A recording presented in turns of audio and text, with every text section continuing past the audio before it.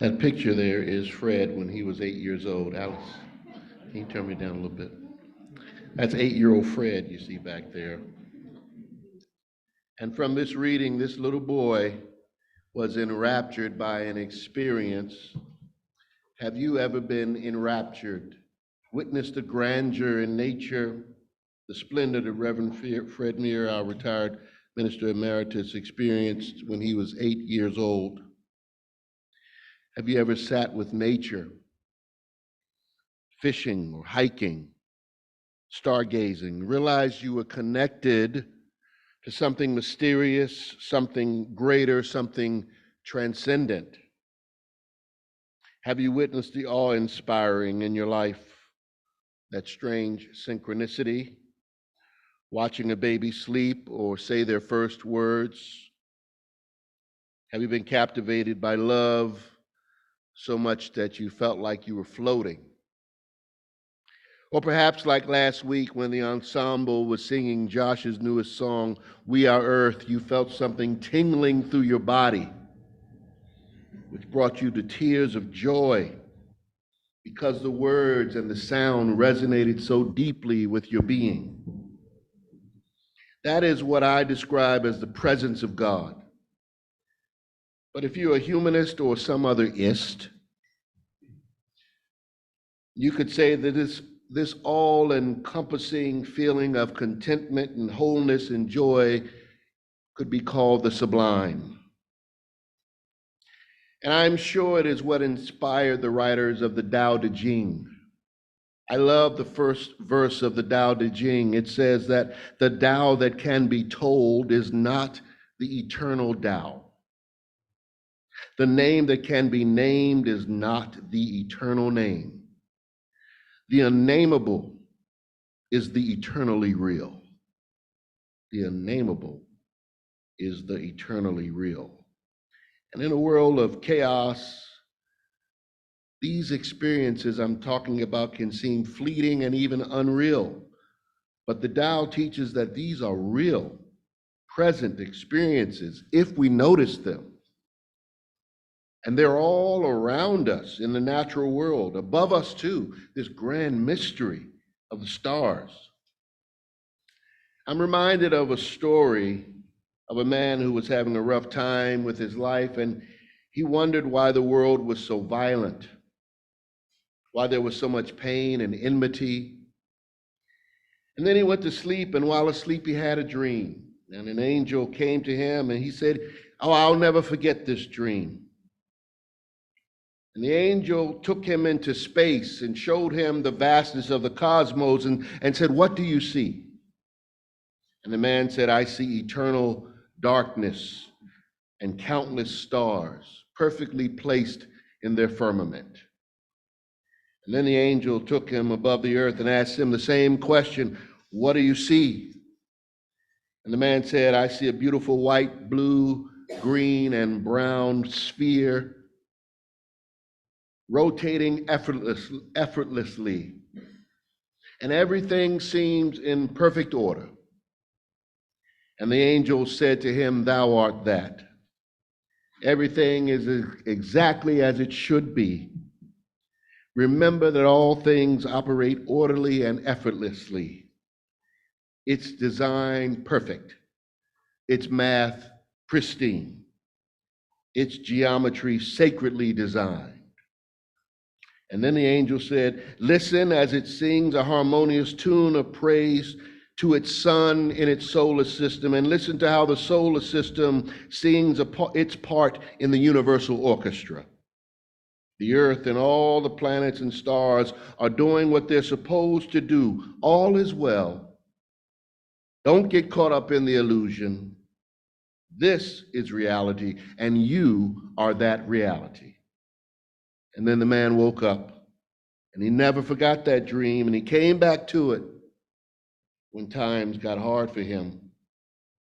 Now, this story is a very Taoist viewpoint. When one sees the yin and yang as complementary forces and not in a dualistic struggle. Taoism sees cause and effect as two forces that complement each other, while dualism sees These two forces dueling for supremacy, good and evil. Dualism is a Western construct influenced by the religions Zoroastrianism and Platonic philosophy, which made its way through the big three religions, Judaism, Christianity, and Islam. And the Western view of dualism prevails today on the planet. And when we look at our country and the world today, it does seem that evil is having its way. The earth seems to be on fire, literally and metaphorically. Wildfires, fiery rhetoric heard from world leaders, along with these current wars that we find ourselves in. It makes me agree with the philosopher Nietzsche, who said we have the highest values devaluing themselves. Hypocrisy is rampant, and few seem to be following a moral code. We don't seem to want to work together to solve big problems that could lead to our extinction, and it's all so depressing. But perhaps we are both and species, operating under dualism and Taoism at the same time. But this perspective of seeing a Taoist point of view, the larger view, and seeing things, the yin and the yang, as operating in concert, is quite difficult for me when there's starving children in America, Ethiopia, Somalia, or when there are people running from bombs in Gaza. I am not homeless or unemployed or incarcerated. I live a privileged life. And so I have to gauge my philosophical viewpoint with reality. It may be that life is an illusion, I don't know. But I do know that there is beauty all around me, and so I have to balance the negative stuff with this reality, that there's beauty all around me, that I see every day. Amen?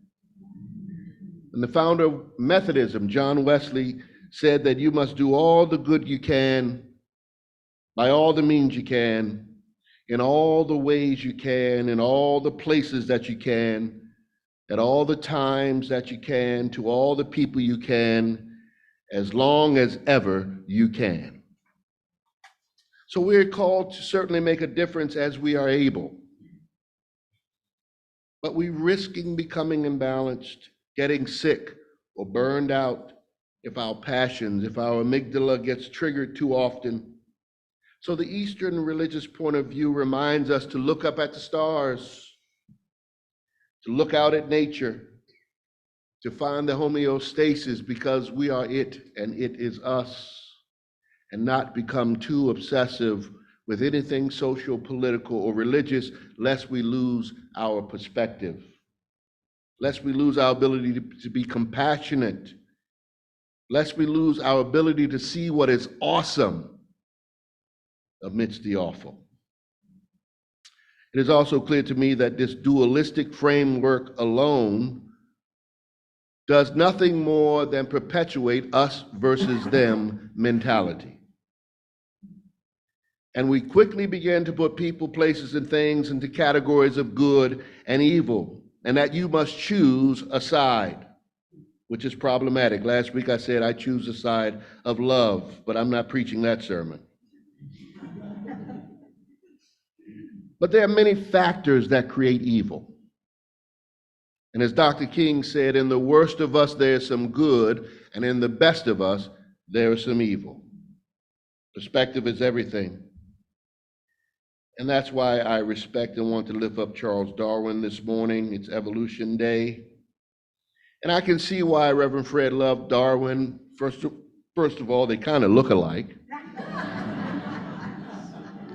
That's not lost on me. But Darwin is probably one of the most curious human beings ever born. His mother was a Unitarian, which kind of makes him a part of our faith a little bit. But he used his privilege to better things and to better his world.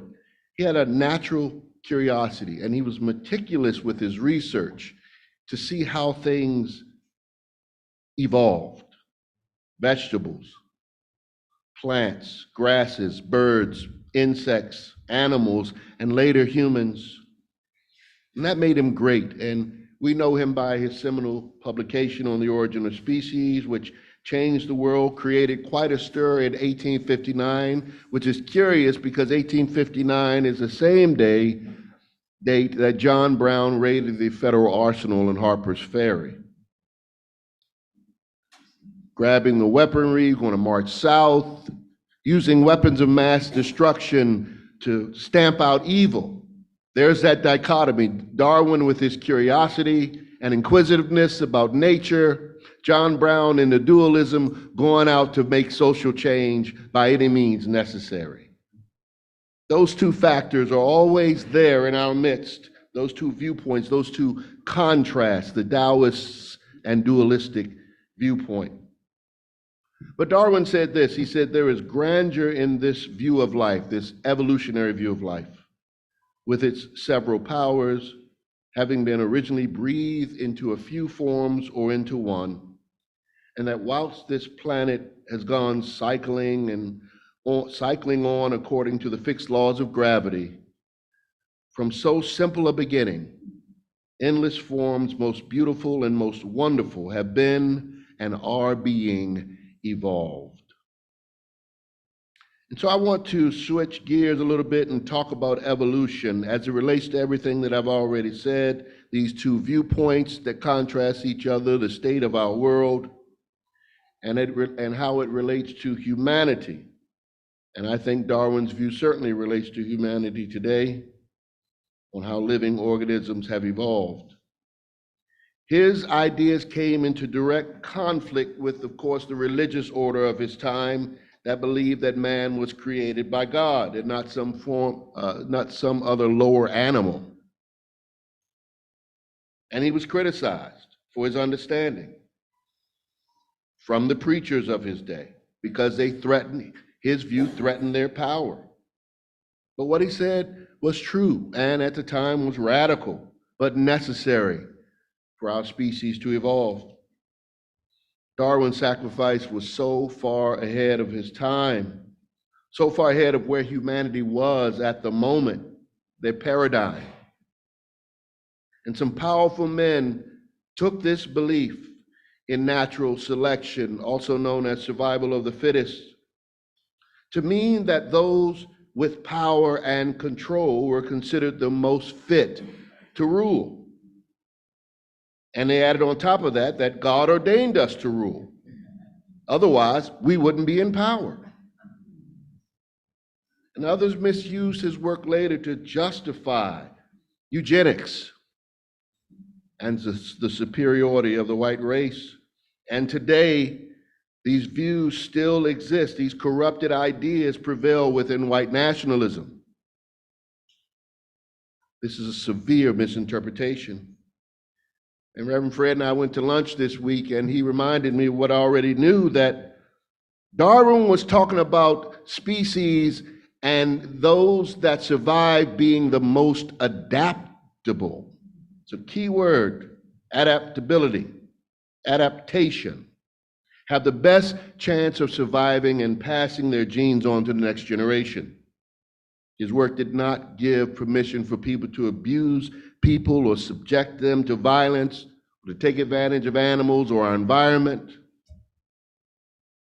One could, of course, argue that human cruelty is a natural human process. If we are of the earth, if we are the earth, then human cruelty is a part of being human in our bid to survive. It's a natural process. Perhaps it's a natural order in the will to survive, and that all things have this instinct. Yes, he wrote that there is a natural struggle for existence by all living things, that there were many causes and effects for the evolutionary process, the environment, the food supply, and the other organisms that you're in competition with. You can see how this could be taken and taken out of context. And Taoism does say that things operate in a balance. So one could say that humans are doing what we naturally do when we dominate our planet, our environment. If we are the earth, then our destructive nature is part of the natural selection process. This is the view that consciously, unconsciously prevails on the planet, but it's problematic because it justifies tyrants, wars, indiscriminate violence, greed, bad behavior. You know, that the ends are justified by our means, but it's not adaptable for the longevity of our species. So a better view is to view the violent nature, the violent natural nature that we have somehow developed is an outmoded aspect of our evolution. It is devolving. Are humans devolving? No. But are there certain aspects of our character and social order that must evolve? Yes. Are you with me? White supremacy is devolving to non-existence because it is not adaptable to the progress of the human race. Amen? Amen. It's in its death spiral, and that's why things are so chaotic. The social order is adjusting to a new way that is more adaptable. You see, the conquer mindset is a holdover of the primitive amygdala that is slowly giving way to the rational parts of our brain, which are underdeveloped. Yes, animals and organisms kill for survival. They're doing what they're created to do. That begs the question, what are humans designed to do and become? Caterpillar becomes a butterfly. That's what it does. Spiders, birds, lizards, snakes, they eat the butterflies. That's the natural selection process. But does natural selection mean we kill other human beings? Some say yes. But I say that murder and killing is an old aspect of our nature that is being weeded out because it is not sustainable.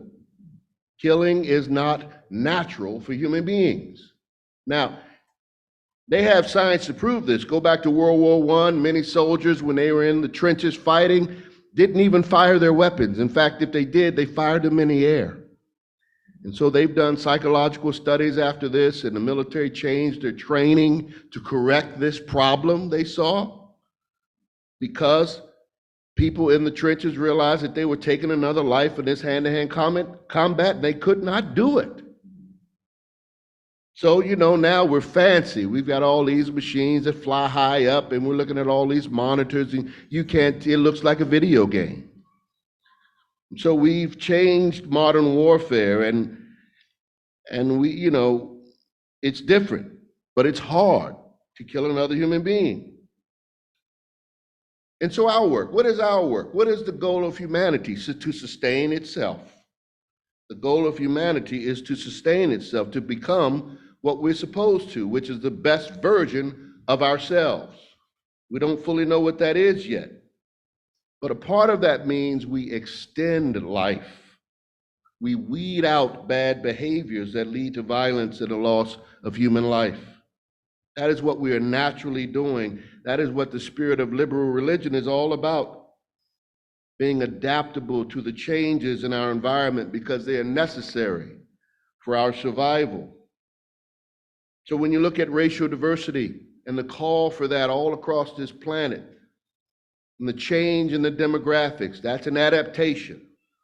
GBLTQ AI rights and women's rights and human rights and religious freedom and all the peace movements, all human adaptations to end supremacy and hegemony for the betterment of our species. Can I get an amen? Amen. Being adaptable in a spiritual sense means promoting interdependence and pluralism, freedom of the whole human race. This is sustainable and adaptable. Fred titled his book, The Whole World Can. And that is my point. We are one people, Homo sapiens sapiens. And when we are acting in our nature, then we know we are part of something big, something awesome, that we cannot help but work to preserve life, adapt, or die. And that's what this faith, Unitarian Universalism, is all about, adapting. We are a living tradition. We're not stuck in some 1,000-year-old dogma. Thank goodness. And there is a new UU emerging. And there's a new humanity that is emerging, that seeks to worship in spirit and in truth, working collaboratively instead of competitively. Collaboration, as I like to say, collaboration creates community. Competition creates champions. Nothing wrong with being a champion. Nothing wrong with that. But the Taoist view, where the world is moving toward, is more adaptable than the dualistic view, which is being weeded out. We're moving from either or dualism to both and collaboration. We're moving from defined genders to a more free-flowing gender identity. We're moving toward a day when trans won't just mean transgender, but rather, as my daughter says, it will mean transcending gender. We're evolving beyond these arbitrary binaries. But I can also add, we are transcending race, we are transcending culture, we are transcending male dominance, we are transcending supremacy, transcending the need for kings and queens or people who think they're God ordained, transcending the need for big religion, transcending the need to choose sides on a political scale, transcending capitalism, transcending the need for money, transcending fear and trauma and all that threatens our species today. Now, I know it's hard to believe, but if you read Darwin and you read between the lines and you apply what he's saying to humanity, you will see this. And it may not be 6 billion of us that make it there, but there will be a remnant of our species that creates this reality because it is our destiny. So take these words I'm sharing with you to heart, because a new day is coming, and that's what we're working towards as Unitarian Universalists. A day when the third eye of humanity opens and we'll begin to see in threes and not in twos. Because 3, as I said, is a powerful number that will unleash a new way of being that unites humans and animals and nature in a way that cannot be fully described. But just like I am my ancestors' wildest dreams, future offspring, the fittest among us, will stand and look and say, wow, I can't believe they did that to each other and their animals and their environment for so long. Why were they so foolish? The day is coming, my friends. What we do helps to speed up that day. Don't lose faith. This is just the beginning of a new age. There's a power moving us onward and upward forever to the best version of ourselves. And the fish know this power. The trees and the plants know this power. The animals too, the sun and the planets know this power.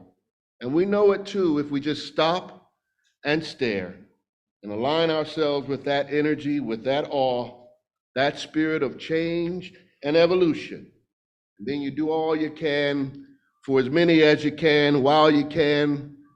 That's what you do, to weed out outmoded ideas like war and violence, beliefs and teachings that do not lift up the worth and dignity of all people.